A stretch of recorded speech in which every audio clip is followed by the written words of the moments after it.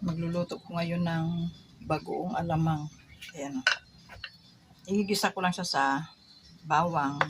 Tapos, kunting sili. Ayan na siya. Ilalagay na natin ang bawang.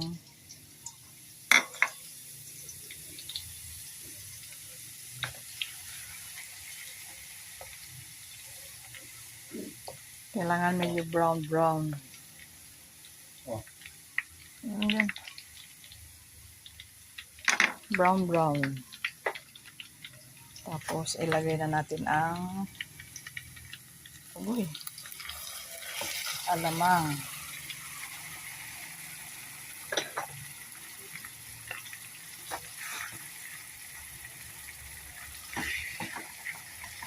Ayan, maya-maya yan.